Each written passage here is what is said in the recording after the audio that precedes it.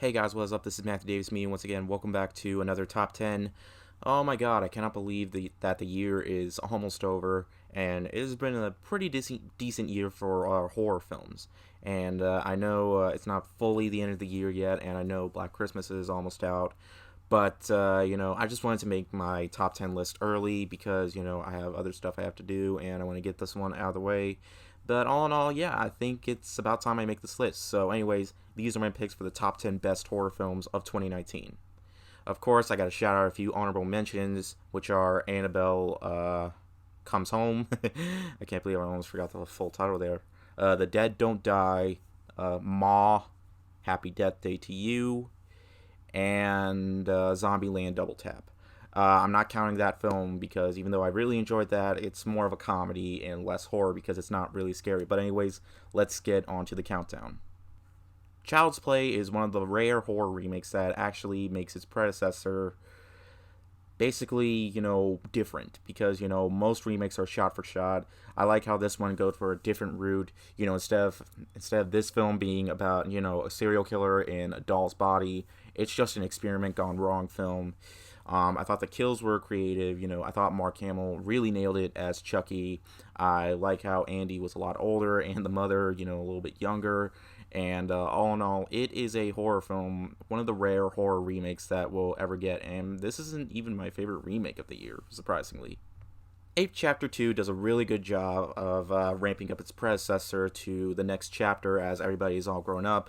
Although I do feel that the movie is just a bit too long, and I didn't like the characters as much as I did, like I did in the first movie, probably because they were younger, and I really like the actor choices in this movie, and, well, if you check out my review of the film, you'll explain what I really did not like and what I did like. Although, all in all, I think this was a remake, a faithful sequel to one of the best horror films of the entire decade and one of the best Stephen King adaptations of all time. And I don't understand why I said remake, I meant sequel, but all in all, It Chapter 2 was really what I was, for the most part, hoping for it to be. 5 years ago, I thought this movie was going to be absolute trash. I thought I was going to hate this movie, but I actually ended up enjoying the Pet Sematary remake more than the original. When it was first released, it got tons of critical praise. Then, reviews just went down and down. I personally don't understand that. I thought everybody was terrific in this movie. I thought the scares were good. I mean, there are a couple of false jump scares here and there, but all in all, I thought it was well edited, well directed. All in all, for the most part, it is one of those remakes that I can't just intend but really enjoy more than the original. And I really enjoyed the original when I was younger. All in all, this is a remake that I feel just definitely deserved a lot more love than it did. One of the biggest surprises of 2019, in my opinion, is Crawl. Crawl is the alligator movie that, manages to get its job done right. This isn't just an alligator movie. It also becomes very claustrophobic. These two people need to survive, to get to safety before all these alligators just come and just charge right into them. This is a creature feature, a modern creature feature that I feel will definitely age a lot better during time being. And, all in all, it's a very fun 1 hour and 27-minute long R-rated horror film that definitely earns its R rating. Scary Stories to Tell in the Dark is the summer horror film that people definitely went out and saw and for the most part really enjoyed. I never read the stories, but this film, I had so much fun with this. About 1 hour and 37 minutes long of creepy stuff happening to these characters, and all in all, it's from producer Guillermo del Toro comes this horror film that will definitely become a franchise.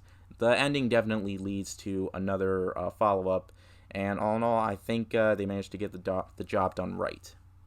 Oh boy, now we're really getting to business here. Doctor Sleep is everything I wanted Doctor Sleep to be. A sequel to The Shining, but also having, a more different story. I mean, the movie has a lot of fan service for people who are fans of The Shining. I am actually really surprised. Stephen King himself even enjoyed this movie, and he hated the original adaptation of The Shining.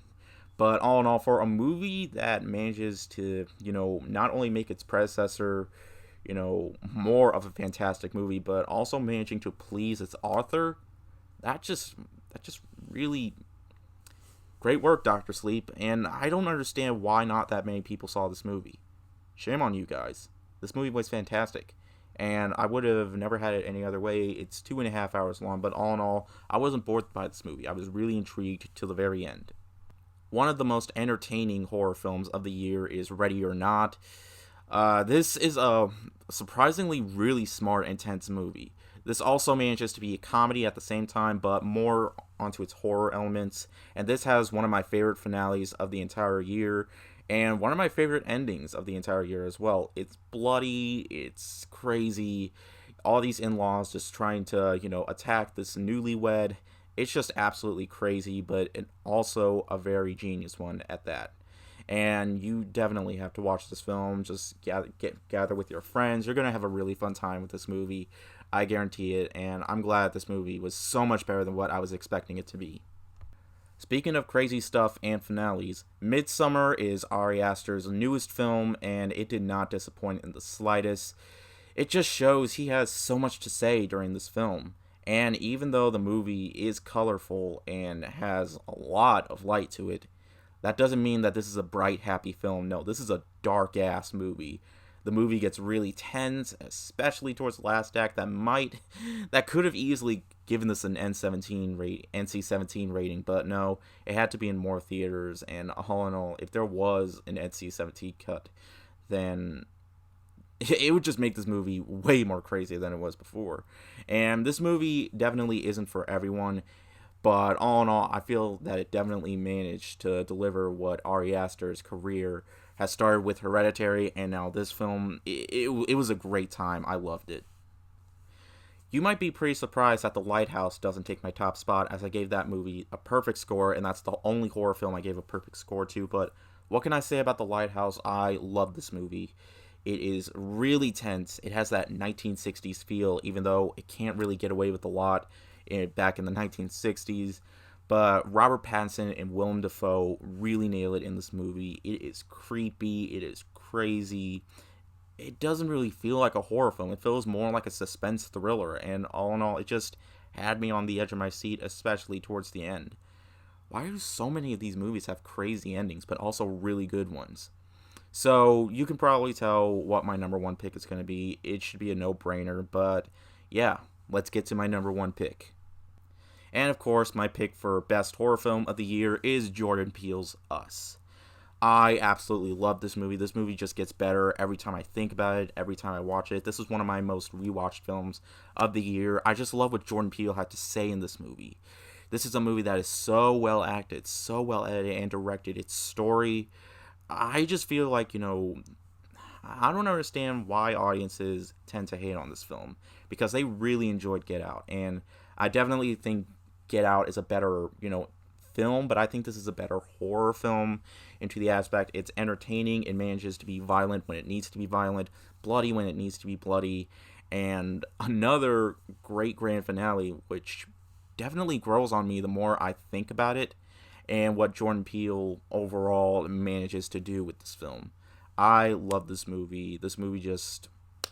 I'm so glad Jordan Peele has come to direct fantastic horror films. He will definitely become one of the best modern directors of this time, and I cannot wait to see what he does next. And there you have it. Those are my top 10 favorite horror films of 2019. Let me know what your favorites down below are, and I will have my best of the year closer to the end of the year, or probably in the beginning of the year, give or take, on what happens. But anyways, hope you guys enjoyed this video, and I'll see you guys later. Word out.